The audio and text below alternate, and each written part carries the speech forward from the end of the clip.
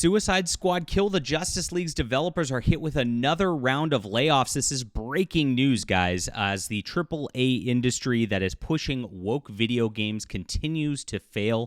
2024, we saw it with Suicide Squad Kill the Justice League. This was the first domino that fell for all of these game studios that have been trying to push this evil ideology on everybody as hard as they possibly can, censoring everybody.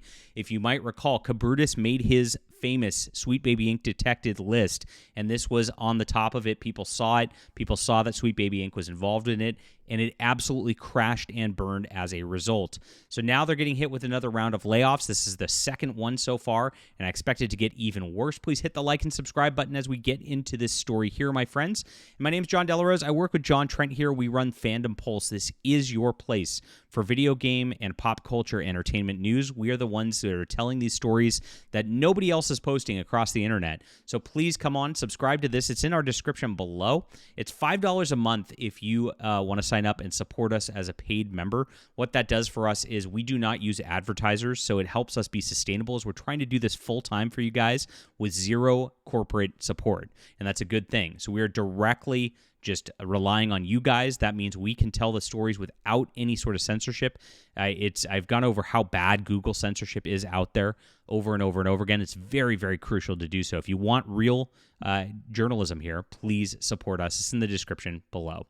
All right. A new report claims that Suicide Squad Kill the Justice League's developer, Rocksteady, was hit with another round of layoffs in 2024. Eurogamer's Tom Phillips reports half a dozen staff impacted by the redundancies have spoken to Eurogamer to confirm the job losses under condition of anonymity to protect their careers. Now, this is pretty interesting that these people can get laid off and they're not working, and they're gone from the studios, and they have to actually not say they got laid off, and they have to pretend, and they have to be anonymous about it so that they can get jobs elsewhere. It goes to show just how nepotistic this video game industry is, how these corporations control the pool of talent, and they actually do try to keep it a gate-kept sort of thing so they can continue with their ideological nonsense right here. Very, very sad. I mean, if you get fired, you should be able to talk about it.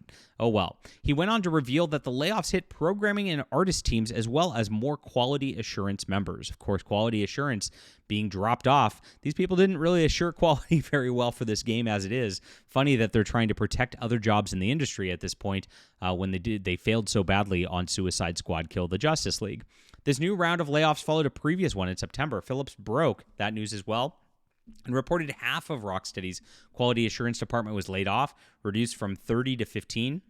Looks like there's almost no quality assurance going on at Rocksteady at this point anymore. Oh my gosh. He also claimed that the layoffs affected those outside quality assurance as well, and they've affected individuals across the board from junior staff to individuals who have been with the company for over 5 years. The layoffs are not surprising, given the game's parent company, Warner Discovery, made it clear the game was a financial disaster soon after it released in February 2024. And they kept putting out new content updates. They tried. They kept thinking and hoping it was going to be a success. Didn't work. You guys all remember the transgender Mr. Freeze out there, Mrs. Freeze, absolutely atrocious. And then as they realized that the game was failing so much, of course, they put in Deathstroke as a playable character at the very end, just being like, please, gamers, show up. But it was too late by that point. People had already been turned off by just this flippin' awful game. The layoffs, and so the chief's financial officer of Warner Brothers, Gunnar Weidenfels, revealed during the company's first quarter earnings results webcast, starting with studios, the $400 million year-over-year decline during Q1 was primarily due to a very tough comp we faced in games against successes of Hogwarts Legacy last year in the first quarter, in conjunction with the disappointing Suicide Squad release this past quarter, which we impaired, leading to a $200 million impact to EBITDA during the first quarter. That's a huge amount for this game. Later in 2024, Weidenfels revealed that the company's entire games division had over $300 million in write-downs. That's a huge, huge loss they were writing off last year. He said results were impacted by games which we took for another $100 million plus impairment due to underperforming releases, primarily multiverse this quarter, bringing total write-down year-over-year to $300 million in our games business, a key factor in this studio's profit decline.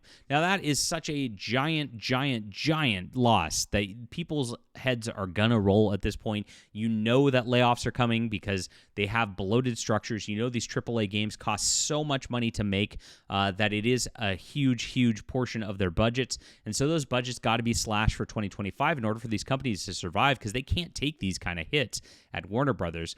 Of course, all the way across at Warner Brothers in the movie studios and the like, David Zaslav has been making cuts and slashes as well. He's cut entire departments out there as he's gone in and, of course, tried to trim out Warner Brothers because of all the problems they've had on that level. The video game media has largely been exempt from all this in the past because it's been doing so well. And again, that is off of the heels of Hogwarts Legacy that they tried to cancel. If you remember, the woke activists tried so hard to cancel that game. It didn't work. And, of course, the gamers wanted the game, and woke activists don't want it. It's a tale as old as time. Now the woke activists wanted this game, and gamers didn't want it as well. It's been a big problem for Warner Brothers going forward. In December, Rocksteady announced the game would be shut down in January 2025. In a blog post, they said, with Deathstroke joining the roster, this was their last gasp attempt. Suicide Squad's crusade against Brainiac is drawing to an end. Season 4 will finish up with Episode 8, which is scheduled to release in January 2025, and that will serve as the last seasonal episode for Suicide Squad Kill the Justice League. While Season 4 Episode 8 will mark the final battle against Brainiac, all online features will continue to be available, so you'll still be able to enjoy co-op with friends as well as the previous seasonal episodic content. You'll also have the option to play the game via a new offline mode, which allows access to the main story campaign and all post-launch seasonal gameplay content without an internet connection, the company added. By the way, to have this on here, it's very obvious that they were able to have offline play originally, and they just didn't. And they force you online, and they force you into these sort of PSN network sort of situations at this point.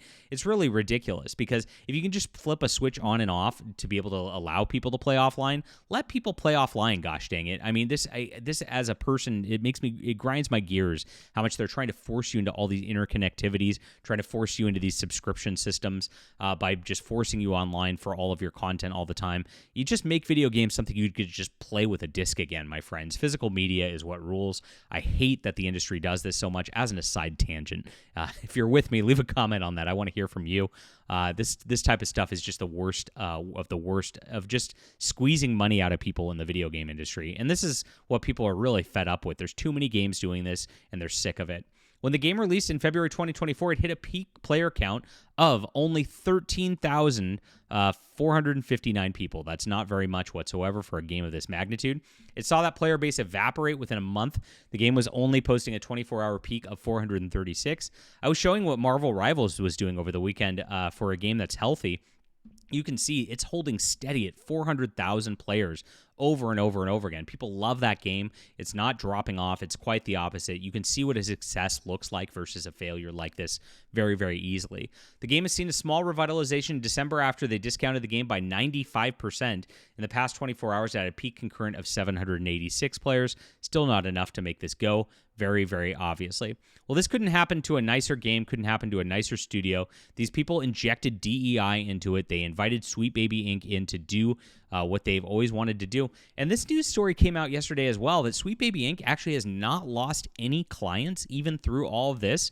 It's very odd to see like the strong arming of DEI in the video game industry and how much power Sweet Baby Inc. actually has. They've just got their tendrils into everything. I don't know if they have blackmail on people, if they're threatening people.